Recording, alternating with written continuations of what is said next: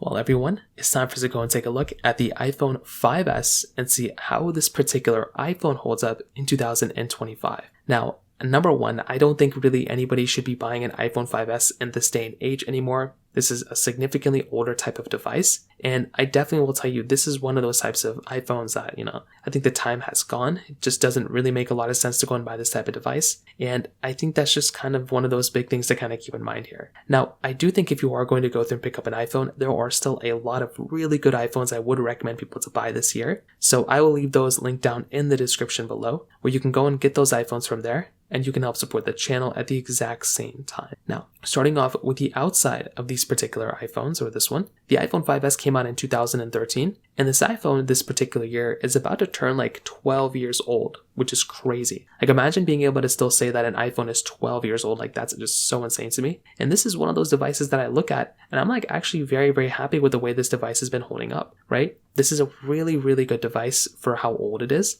but it is just not a phone I'd really recommend anyone to buy anymore. But when you look at this particular device, right, you're seeing a 4-inch IPS LCD panel on the front side. So this type of panel definitely is showing its age. It definitely is like an older styling of display. You're getting the home button on the front, you're getting pretty thick bezels around it, and it is also a very small display, right? It's very, very small for today's standards, and that's just kind of one of those things that ends up happening here, right? If you're going to go through and like pick up one of these types of devices, it really is kind of an older styling of a device, and that's just kind of what ends up happening here. But it's not a big deal, but just one of those things to keep in mind. Now, you're also still maintaining a home button on the front with Touch ID 1. This was actually the first iPhone to bring Touch ID, which again in and of itself was kind of crazy. On the bottom, you're getting a lightning port on this iPhone, which again is really cool. You're getting a headphone jack on this iPhone as well, which again is another really awesome thing. And then on the back side, you're basically going through and getting your aluminum back with a little bit of like a glass shard at the top and the bottom. So this type of device I think is super killer when it comes down to it. And I do feel like if you're going to go through and like pick up a device,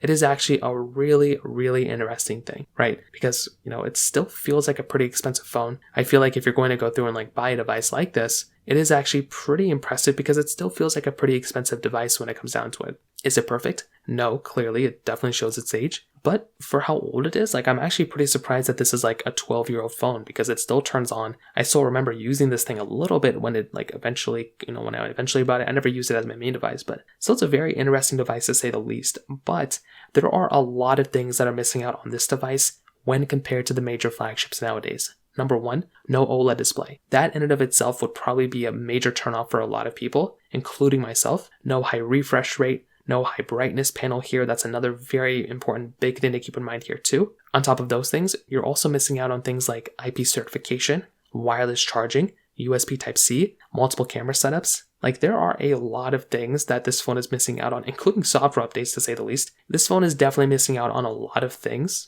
for this particular device. So I would probably tell you there's probably a good reason to avoid buying this device just from those things that I had listed. But one of the biggest assets for this phone and why people even kind of consider buying this thing in this day and age is because of its price tag. This phone doesn't really cost that much money anymore, right? This thing is going to be costing maybe like $30 nowadays.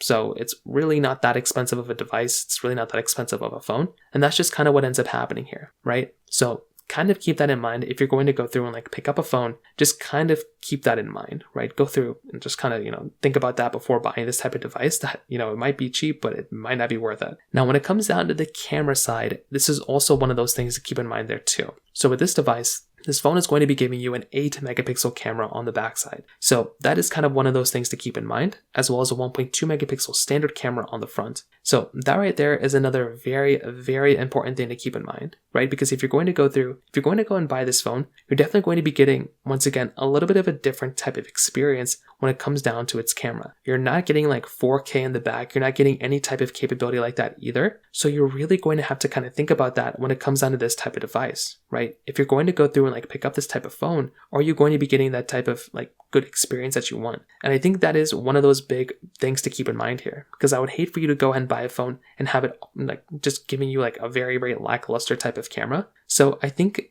that is a very big thing you're going to have to keep in mind there. So that right there, like I said, at the end of the day, that's another super important thing to keep in mind. On top of that, if you are still going to go ahead and use this phone, you also have to keep in mind that this device is also going to be giving you kind of a lackluster experience when it comes down to the software. Like the software behind this phone really isn't that good anymore, right? Like this device is going to be giving you, like I said before, like not really that great of an experience. So what really would be the point of even buying that phone if it's already outdated with software, right? Like this phone is already kind of missing out on that particular situation. So you're going to be stuck in this weird spot where it's like, do you want to go ahead and buy this particular phone if it's not going to be giving you that type of experience? And I would hate, once again, for you to go and buy this type of phone if you're feeling like it's not going to be giving you that good of an experience when it comes down to it from that side as well. So kind of keep that in mind, not the biggest deal in the world, but that is just one other thing you might end up noticing there. Now, on top of that, when it comes down to the battery life, this type of phone is also going to be giving you, once again, somewhat of a lackluster experience when it does come down to its battery life right now. So this phone is already pretty much, like I said before, it's already in the situation where it's not really going to be giving you a really good battery life at all. 1,560 milliamp hour battery. That is a pretty small size battery to have inside of a device, as you can probably imagine. So I kind of asked this question again, what would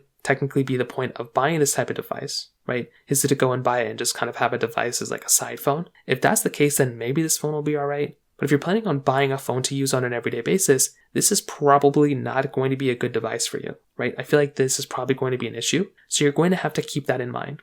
Now, finally, when it does kind of come down to the performance side of this particular device, this is another one of those areas which is kind of confusing. So this device is going to be giving you an Apple A7 chip inside with 1 gigabyte of RAM. Now within this type of device, right, this is one of those devices that is just already outdated by the time you buy it. 1 gigabyte of RAM really isn't that much, as you can probably imagine. But also, when you think about other situations about this device, like when you do kind of go through and you think about, maybe like the how it holds up against some of the competition. I mean, iPhones nowadays have like 8 gigabytes of RAM. They're giving you much faster Pro chipsets. You're missing out on all those things here. But for like super basic things, you might be able to go ahead and basically have a decent time with it, right? You might be able to go through and you might be able to essentially still have a decent time with your experience with this type of device. And I think that's a super important thing to keep in mind, right? Like, I feel like with phones like this, they're, kind of giving you a decent performance for the value per dollar, if you think about it, because if this thing's like $30, $20, like that's not that expensive. But I do think there are a lot of things here where this type of device could be giving you a better experience. But again, that's just because it's an old phone and I'm wishing them like this phone to be better. But this is how I sum it up, right? It's kind of confusing because I would not recommend anyone to buy this phone anymore. It's a blanket statement. But I would not recommend a single person to go ahead and even purchase this phone in any capacity. But I do think if you want to buy this thing as like a collector's item or something like that, I think that in and of itself is a very important thing to keep in mind. If you want to do that, then go for it. But if you're planning on buying this phone, right? If you're planning on buying it and using it on an everyday basis, absolutely not. I could not recommend that enough to not do that. That's not a good idea at all. It's going to be giving you issues and problems, and it genuinely does not make any sense to do that. Buy something like an iPhone 13, an iPhone 13 Pro, an iPhone 14, 14 Pro. Buy one of those devices. If you really need to go for it, buy like an iPhone 11 Pro or 11. Do not buy an iPhone 5S if you plan on using it. So that pretty much covers it up there. If you have any other thoughts or questions, please let me know in the comment section below. Hit the like button, that'll mean so much, but definitely hit that subscribe button. More importantly than everything else, I love every single one of you guys. Hopefully I'll catch you guys in the next video. Peace out till then.